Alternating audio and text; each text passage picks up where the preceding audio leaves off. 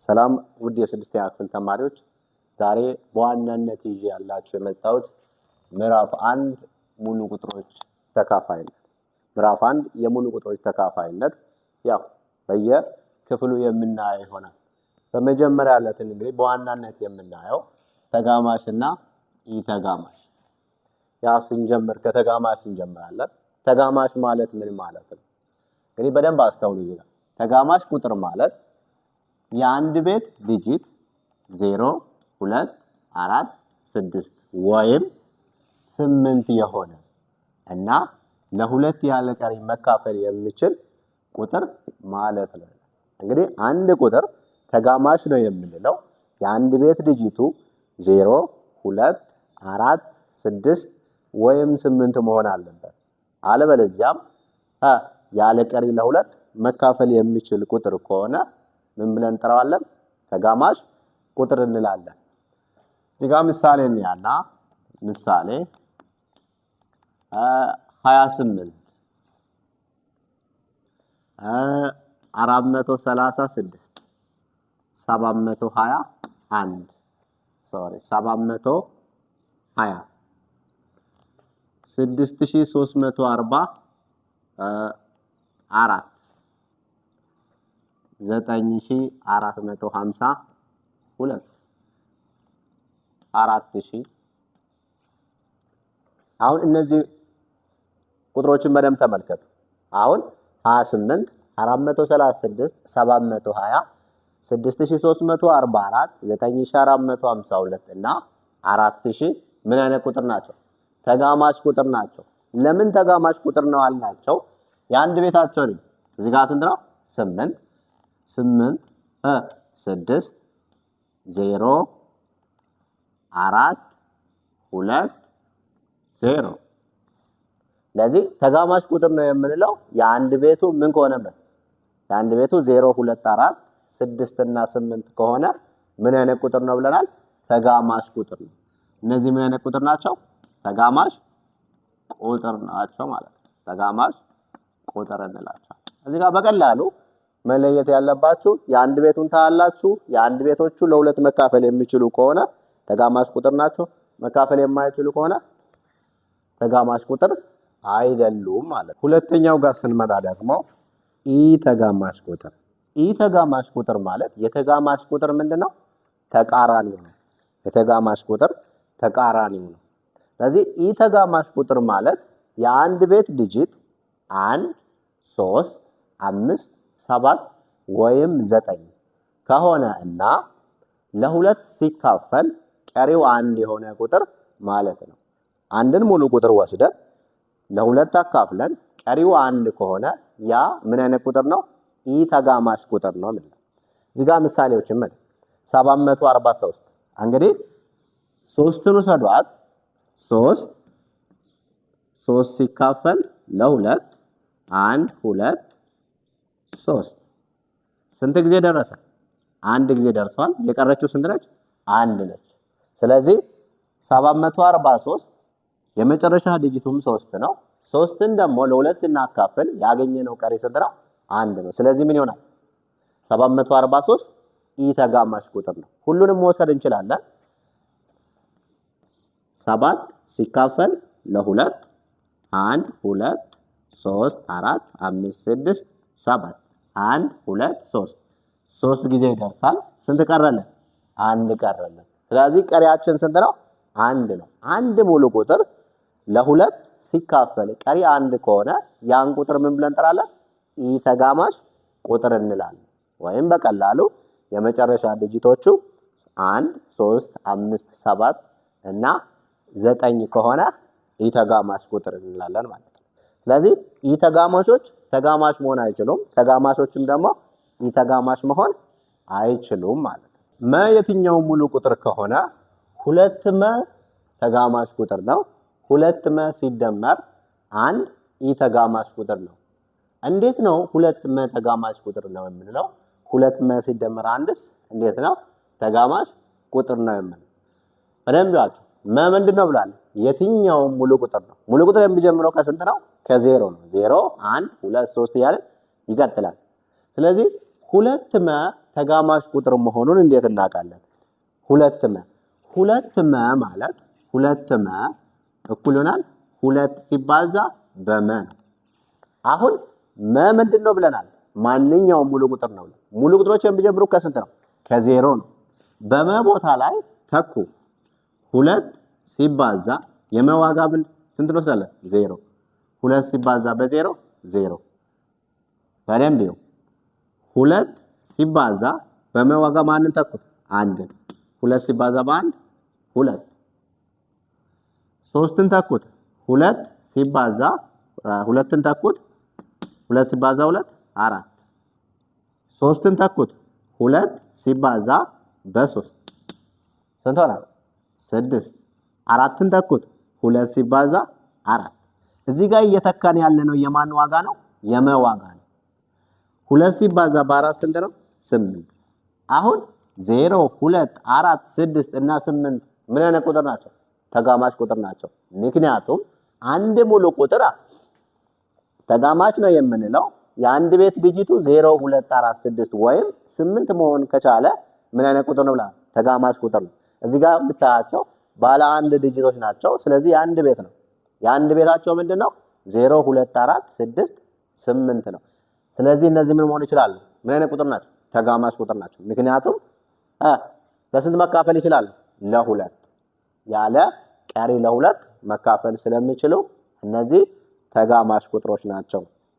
2መ ተጋማሽ ቁጥር ነው የምንለውን ካየን አሁን 2መ ሲደመር 1 ኢ ተጋማሽ ቁጥር ነው የምንለው ደግሞ 2መ ሲደመር 1 ኢ ተጋማሽ ነው ወይስ አይደለም የምንለውን እንየው።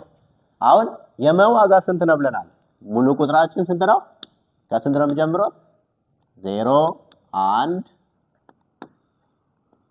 2 3 4 ያለ ይቀጥላል። ማንኛውንም ቁጥር ማድረግ ትችላላችሁ። ወደዛ ያለ ቁጥር ግን ምን መሆን አይችልም? ኔጌቲቭ መሆን አይችልም። ኔጌቲቭ ምን ስላልሆነ? ሙሉ ቁጥር ስላልሆነ ማለት ነው። ለዚህ ተኩት 2መ ሲደመር 1 2መ ማለት ምንድነው ብለናል? 2 ሲባዛ በመ ነው። ያ ማለት 2 ሲባዛ የመ ዋጋ ማን እንውሰድ? 0ን እንውሰድ። 2 ሲባዛ በ0 ሲደመር ማን አለ? 1 2 ሲባዛ በ0 0 0 ሲደመር 1 1 1 ምንድነው? ኢ ተጋማሽ ነው። 2መ ሲደመር 1 ኢ ተጋማሽ ነው የሚለውን አሟላለን። እንውሰድ 2 ሲባዛ የመ ዋጋ ስንት እንውሰድ? 1ን እንውሰድ። 2 ሲባዛ በ1 ሲደመር 1 2 ሲባዛ በ1 2 ነው። ሲደመር 1 3 አሁን ምን አገኘ? ኢ ተጋማሽ አገኘ። እንቀጥል 2 ሲባዛ ስንት እንውሰድ? 2ን እንውሰድ። ሲደመር 1 2 ሲባዛ በ2 4 ሲደመር 1 5 አሁንም እንቀጥል 2 ሲባዛ በ3 ሲደመር 1 2 ሲባዛ በ3 6 6 ሲደመር 1 7 6 ሲደመር 1 7 2 ሲባዛ በ4 ምክንያቱም 4 ሙሉ ቁጥር ነው። ሲደመር 1 2 ሲባዛ በ4 8 8 ሲደመር 1 9 በደንብ ተመልከት 1 3 5 7 9 ስለዚህ የአንድ ቤት ዲጂቱ 1 3 5 7 እና 9 መሆን ከቻለ ምን አይነት ቁጥር ነው ብለናል? ኢ ተጋማሽ ቁጥር ነው ብለናል። ስለዚህ 2መ ሲደመር 1 ምን አይነት ቁጥር ነው? ኢ ተጋማሽ ቁጥር ነው ማለት ነው። ከዚህ በተጨማሪ ሌላ ልጨምርላችሁና አሁን መጽሐፉ ያስቀመጠው 2መ ሲደመር 1 እና 2መ ነው።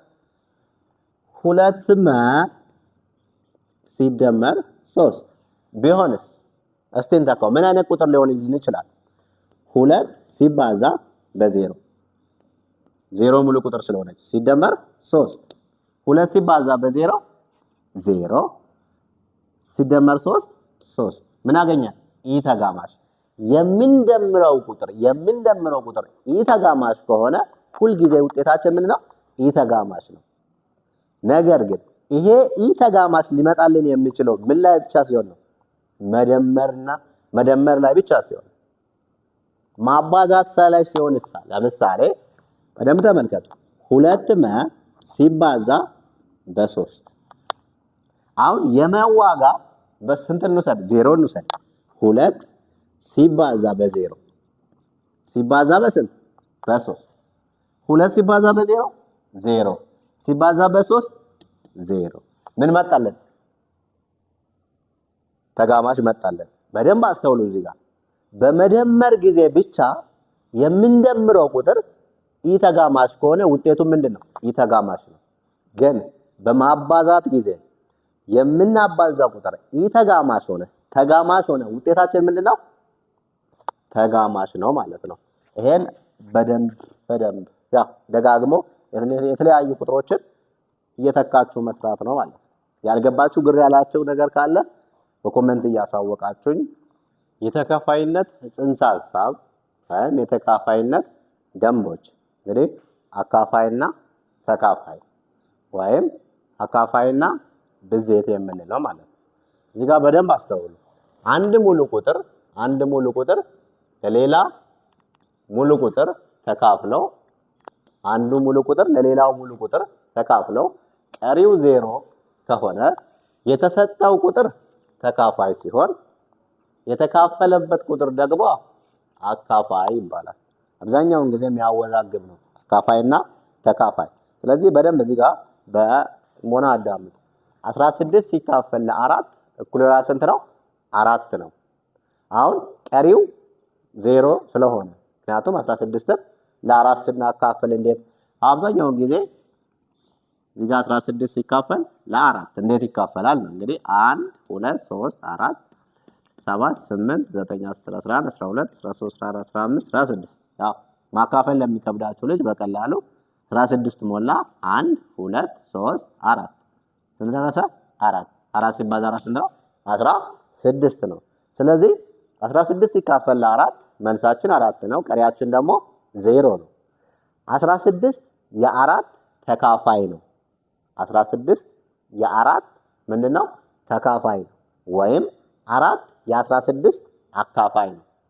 16 የ4 ተካፋይ ነው ማለት 16 የ4 ተካፋይ ነው ወይም 4 የ16 አካፋይ ነው። ያ ማለት 16 ሲካፈል ለ4 እኩል ይሆናል ስንት ነው? 4 ነው የመጣልን። ያ ማለት 4 ሲባዛ በ4 ስንት ይሰጣል? 16። ስለዚህ 16 የ4 ተካፋይ ነው እያለን ያለ ነው። 16 የ4 ብዜት ነው። 4 ከማን ጋር ተባዝቶ ነው 16? ከራሱ 4 ጋር። ስለዚህ 16 የ4 ተካፋይ ነው ማለት 16 የ4 ብዜት ነው። እዚህ ጋር ደግሞ 4 የ16 አካፋይ ነው ማለት 16 የ4 አካፋይ ነው ማለት 16 ለ4 16 4 ምን ያደርጋል? ያካፍላል ማለት። ምክንያቱም 16 ስናካፍል ለ4 ነው 4 ስለሚሰጠን ማለት። እዚህ ጋር እንዳይወሳሰቡ 16ን ለ4 ስናካፍል ስንት ሰጠን? 4 የ16 አካፋይ ነው። 16 የ4 ተካፋይ ነው። በደንብ አስተውሉ። 16 ሲካፈል ለ4 እኩል ይሆናል 4። ተካፋይ ማለት ብዜት ነው። 4 ሲባዛ 4 ስንት ነው? 16 ነው። ስለዚህ 4 የ16 ምንድነው? 4 የ16 ምንድነው? አካፋይ ነው። 16 ሲካፈል ለ4 እኩል ይሆናል 4 ብለናል። ያ ማለት 4 እና 4 ተባዝቶ ስንት ይሰጠናል? 16። ስለዚህ 4 የ16 አካፋይ ነው። 16ን 4 ማካፈል ይችላል ነው። እዚህ ጋር ደግሞ 16 የ4 ተካፋይ ነው ማለት 16 የ4 ብዜት ነው እያለን ነው። ምክንያቱም 4 ከማን ጋር ተባዝቶ 16 ነው? ከ4 ጋር። ስለዚህ 16 የማን ብዜት ነው? የ4። ስለዚህ የ16 ብዜቶችን ብንጽፍ የ16 ብዜቶች የምንላቸው እንግዲህ የ16 ብዜቶች 1 2 4 8 እና ራሱ 16 ነው። እዚህ ጋር አካፋዩ ማን ነበር? 4 ነው። ስለዚህ 4 ከማን ጋር ተባዝቶ 16 ይላል? ከራሱ ከ4 ጋር። ስለዚህ 16 የ4 ተካፋይ ነው። 4 ደግሞ የ16 አካፋይ ነው። ያ ማለት 16 የ4 ምንድነው? ብዜት ነው። ከ4 ጋር የሆነ ቁጥር አለ ተባዝቶ ስንት የሚሰጠን? 16 የሚሰጠን ያለ። እዛ ጋር ደግሞ 4 የ16 አካፋይ ነው። 4 16ን ማካፈል ይችላል እያልን ነው። ስለዚህ የተካፋይነትና አካፋይነት ደንብ ይሄን ይመስላል። ሀና ለ ሙሉ ቁጥሮች ከሆኑ ሀና ለ ምን ከሆኑ ሙሉ ቁጥሮች ከሆኑ ለግን ከማን መለየት አለበት? ከዜሮ ለዜሮ መሆን የለበትም። ሀና ለ ሙሉ ቁጥሮች ናቸው።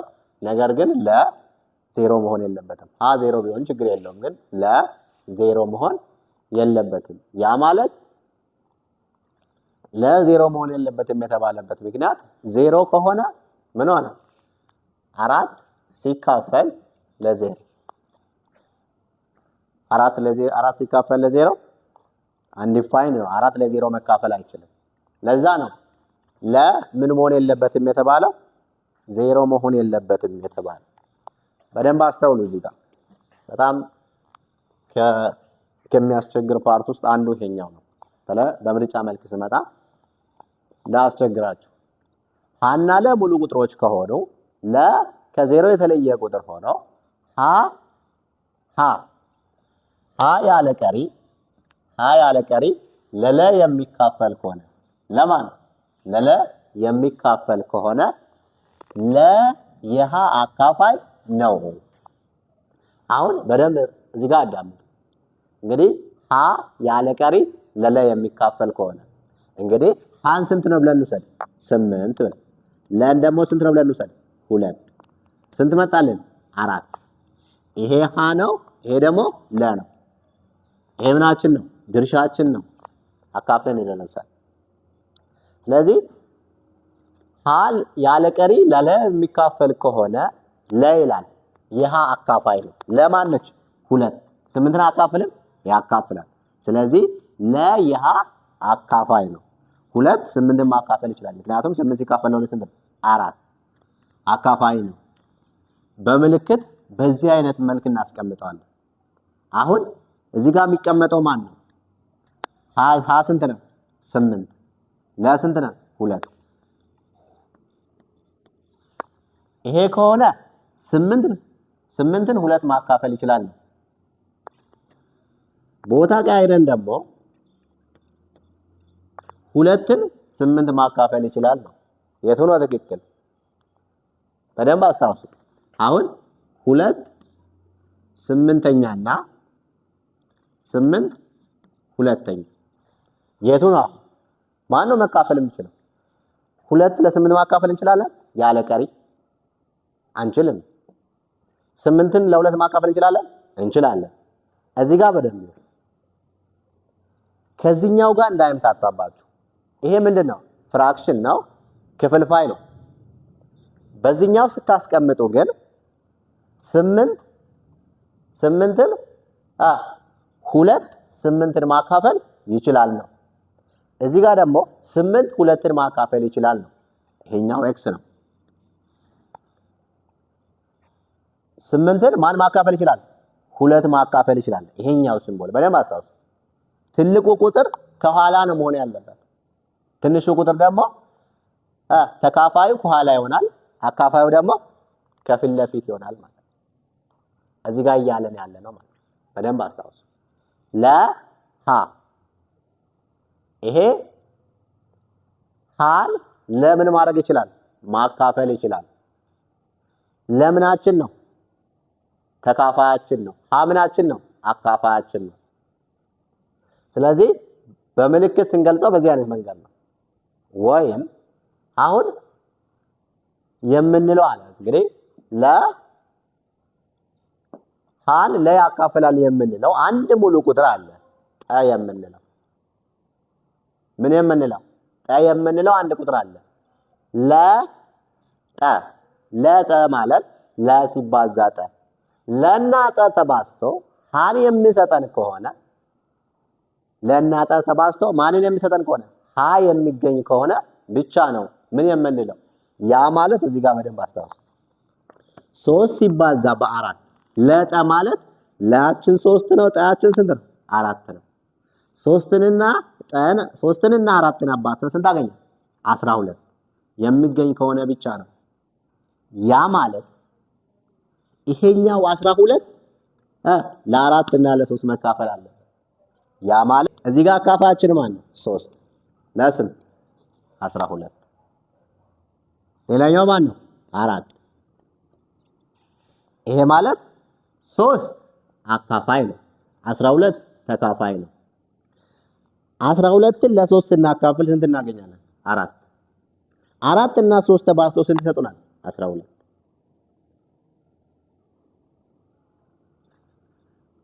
12 ሲካፈል ለ4 ስንት ነው? 3።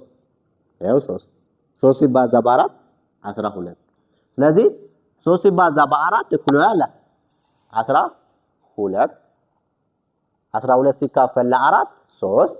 12 ሲካፈል ለ3 4። ቅድም ለምንድን ነው ለዜሮ መሆን የለበትም የተባለ? አሁን ለያችን ማን ነው እዚህ ጋር? ለምሳሌ ለያችን 5 ሲካፈል ለ0 እኩል ይሆናል ስንት ነው? እኩል ይሆናል ስንት ነው? ለምሳሌ ማን በል 5 ሲካፈል ለ0 ምን ብለን እንውሰደው? 5 ሲካፈል 0 ምን ብለን እንወስደዋለን? ብለን እንውሰድ። እንግዲህ በደንብ አስታውሱ። 12 ሲካፈል ለ4 እኩል ይሆናል ስንት ነው? 3። 3 እና 4 ተባዝቶ ማንን መስጠት አለበት? 12ን መስጠት አለበት። 3 ሲባዛ 4 ስንት ነው? 12። 12 ሲካፈል ለ4 3 ነው። 3 እና 4 ተባዝቶ የግድ ስንት መስጠት አለበት? 12 መስጠት አለበት። አሁን 5 ሲካፈል ለ0 እኩል ይሆናል የሚል ቁጥር አለ እንበል። ጋር ተባዝቶ ከ0 ጋር ተባዝቶ 5 የሚሰጠን ቁጥር አለ። ከ0 ጋር ተባዝቶ 5 የሚሰጠን ቁጥር አለ አለን? የለንም። ለዛ ነው አንዲፋይንድ ወይም አይቻልም። ለምን መሆን የለባትም ያልነው? 0 መሆን የለባትም። 5 ሲካፈል ለ0 እኩል ይሆናል የሆነ የሚል ቁጥር አለ ብለን እንውሰድ። ምክንያቱም ይሄና የተባዝቶ ማንን መስጠት አለበት? አለ። ማንኛውንም ቁጥር ተኩት።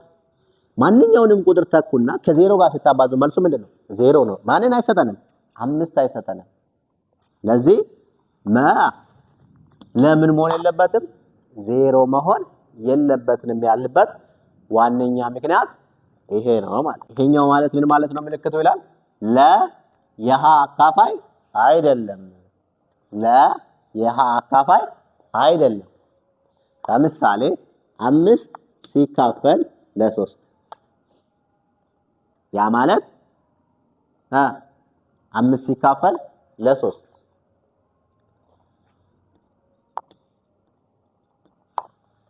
አሁን 5 ለ3 መካፈል ይችላል? አይችልም። ምክንያቱም ምን አለ? ቀሪ አንድ አለን ማለት ነው። ለዛ ነው ምልክታችን ማይካፈል ከሆነ ልክ እንጨነጨረን እናደርጋለን። ይሄኛው ምልክት ምን ብለን እንጠራዋለን? 3 የ5 አካፋይ አይደለም፣ ወይም 5 የ3 ተካፋይ አይደለም። 3 የ5 አካፋይ አይደለም፣ ወይም 5 የ3 አካፋይ አይደለም የምንለው ምልክቷ እቺ ነች። ስለዚህ በደንብ ማንበብ ይጠበቅባቸዋል። በደንብ አንድ ለ2 የመካፈል መቻል፣ ለ2 መካፈል መቻል። አንድ ሙሉ ቁጥር ለ2 ይካፈላል ወይስ አይካፈልም የምንለው እንዴት በቀላሉ እንለያለን? ያለ መለየት እንግዲህ አንድ ሙሉ ቁጥር ያለ ቀሪ ለ2 የሚካፈለው የአንድ ቤት ዲጂቱ ምን ከሆነ? ተጋማሽ ቁጥር ከሆነ። እንግዲህ መጀመሪያ አይተናል አይደል? ተጋማሽ ቁጥር ማለት የአንድ ቤቱ 0፣ 2፣ 4፣ 6 እና 8 ከሆነ ምን መሆን ይችላል? ከሆነ ምን ነው ብለናል? ተጋማሽ ነው ብለናል። ስለዚህ እዚህ ጋር ያለ አንድ ሙሉ ቁጥር ያለ ቀሪ ለ2 የሚካፈለው የአንድ ቤት ዲጂቱ ተጋማሽ ቁጥር ከሆነ ነው። ያ ማለት ተጋማሽ ቁጥር ሆነ ማለት የአንድ ቤቱ 0፣ 2፣ 4፣ 6 ወይም ስንት ነው? 8 ከሆነ ነው። ምሳሌ እንያና 48 የአንድ ቤቱ ስንት ነው? 8 ነው። ስለዚህ 48 ለ2 መካፈል ይችላል። 342 የአንድ ቤቱ ስንት ነው? 2 ነው። 2 ምንድነው? ተጋማሽ ነው። 342ም ለስንት መካፈል ይችላል? ለ2 መካፈል ይችላል። 6874 የአንድ ቤቱ ስንት ነው? አሁን 4 ነው። 4 ደግሞ ተጋማሽ ነው። ለሁለት መካፈል ይችላል። 7766 እዚህ ጋር የአንድ ቤቱ ስንት ነው? 6 ነው። 6 ተጋማሽ ነው። ለስንት መካፈል ይችላል? ለሁለት መካፈል ይችላል። 9400 የአንድ ቤቱ ስንት ነው? 0 0 ደግሞ ተጋማሽ ቁጥር ነው። ስለዚህ ለሁለት መካፈል ይችላል። እዚህ ጋር በደንብ አስተውሉ። አንድ ሙሉ ቁጥር ለሁለት ይካፈላል የምንለው የአንድ ቤት ዲጂቱ 0 2 4 6 ወይም 8 መሆን ከቻለ ለስንት መካፈል ይችላል? ለሁለት መካፈል ይችላል። ሁለተኛው ደም 2 ለ3 መካፈል መቻል። ለ3 መካፈል መቻል። አንድ ሙሉ ቁጥር እንዴት ነው ለ3 ይካፈላል ወይስ አይካፈልም የምንለው?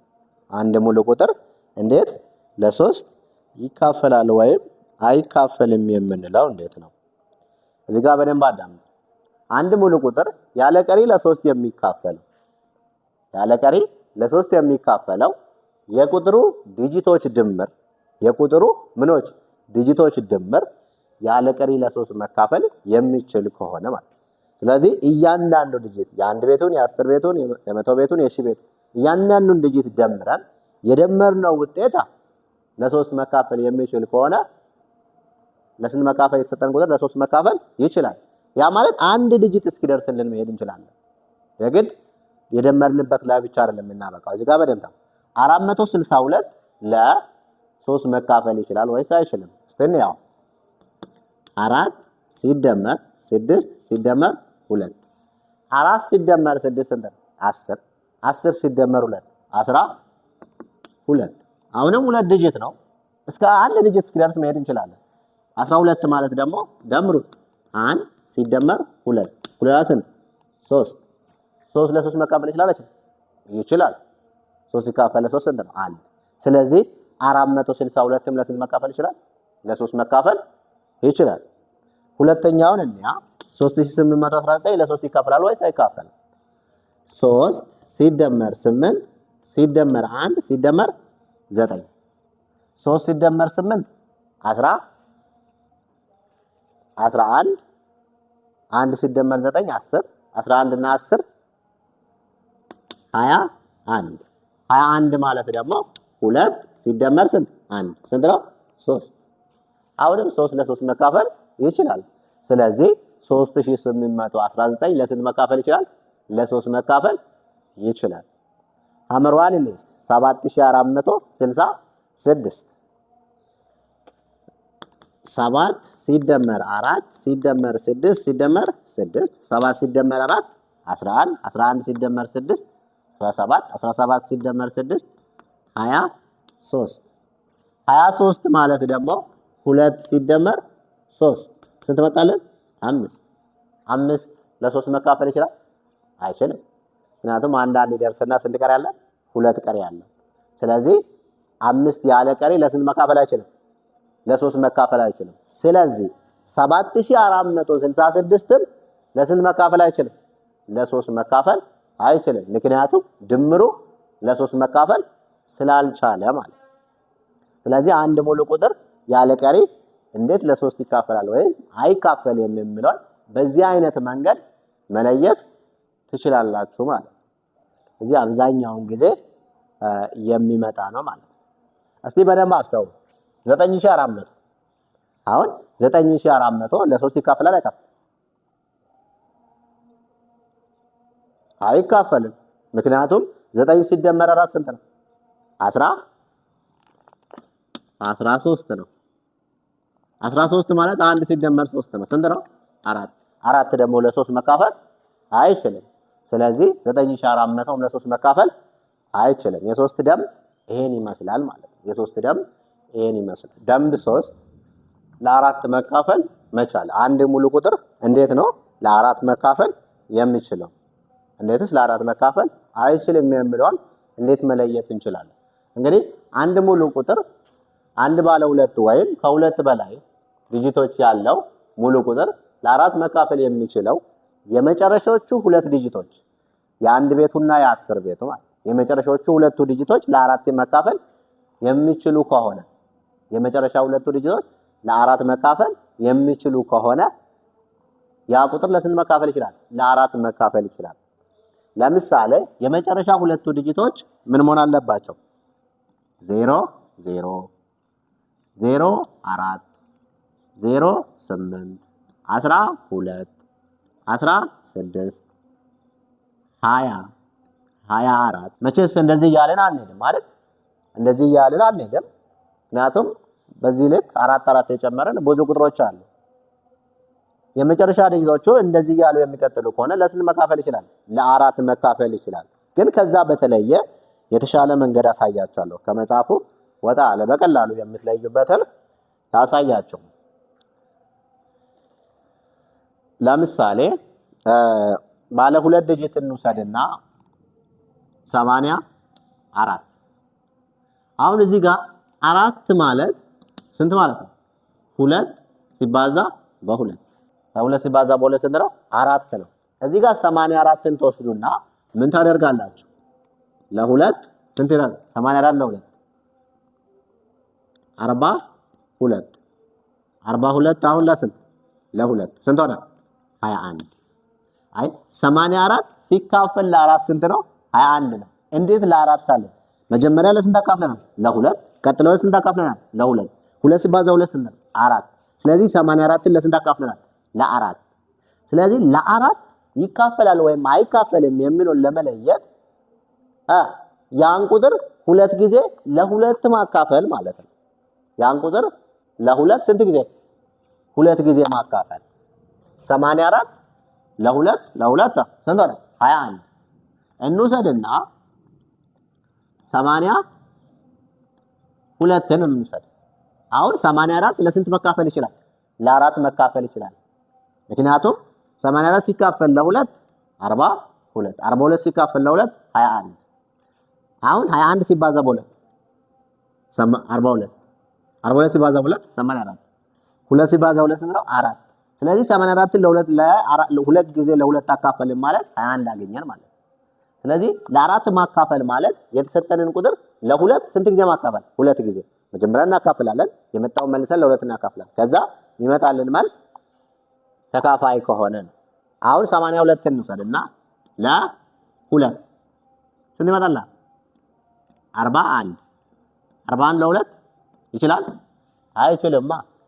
ምክንያቱም ለሁለት መካፈል የሚችሉ ቁጥሮች ምንድን ናቸው? ተጋማሽ ነው። እዚህ ጋር ስንት ነው? አንድ ለሁለት መካፈል ይችላል? አይችልም። ስለዚህ 42 ለሁለት አይችልም። 82 ለስንት መካፈል አይችልም? ለአራት መካፈል አይችልም። ምክንያቱም ሁለት ጊዜ ለሁለት ምን ሆናል? አልተካፈለማ። የመጀመሪያው ጋር ተካፍሏል፣ ሁለተኛው ጋር ግን አልተካፈለም። ስለዚህ 82 ለአራት መካፈል አይችልም። ለአራት ተካፈለ የምንለው